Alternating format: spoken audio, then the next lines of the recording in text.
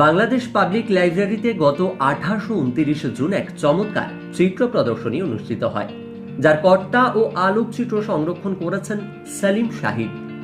এই প্রদর্শনী কলকাতা শহরের প্রতি শ্রদ্ধা জ্ঞাপন করে অনুষ্ঠিত হয়, আর এই প্রদর্শনীর প্রতিটি বস্তু কলকাতা শহরের স্মৃতি উন্মোচন করে।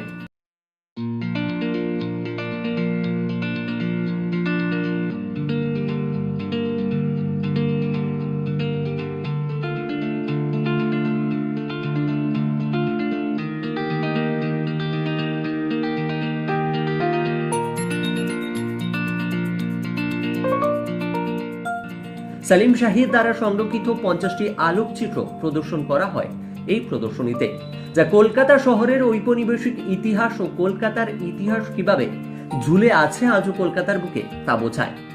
সব মিলিয়ে সেলিম শাহিদ দ্বারা সংরক্ষিত এই আলোকচিত্র এদিন বাংলাদেশ পাবলিক লাইব্রেরিতে সৃষ্টি করেছিল এক চমক লাগানো দৃশ্য, যা দেখলেই মুহূর্তের মধ্যে কলকাতার ইতিহাসের এক সফর সম্পূর্ণ হয়। এই চিত্র প্রদর্শনী আজকের শহরের মানুষদের সুযোগ করে দেয় পুরনো কলকাতাকে ও তার ইতিহাসকে বুঝে ওঠার।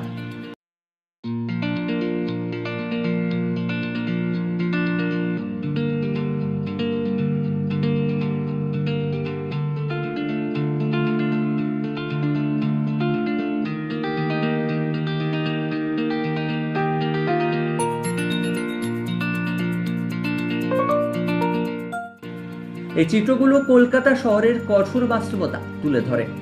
সেলিম শাহিদ একজন চলচ্চিত্র নির্মাতা, কবি, চারুকলাকার এবং উদ্যোক্তা।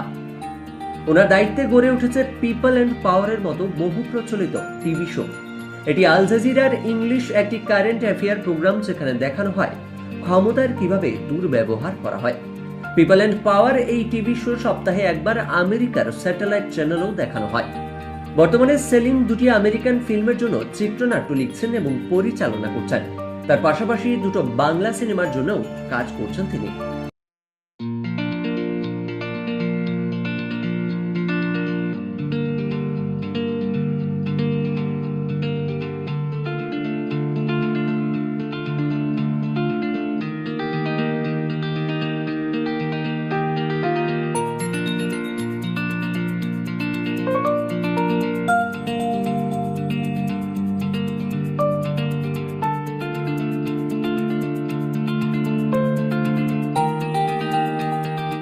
তুহিন চক্রবর্তীর report, Indo Bangla Times business, Kolkata.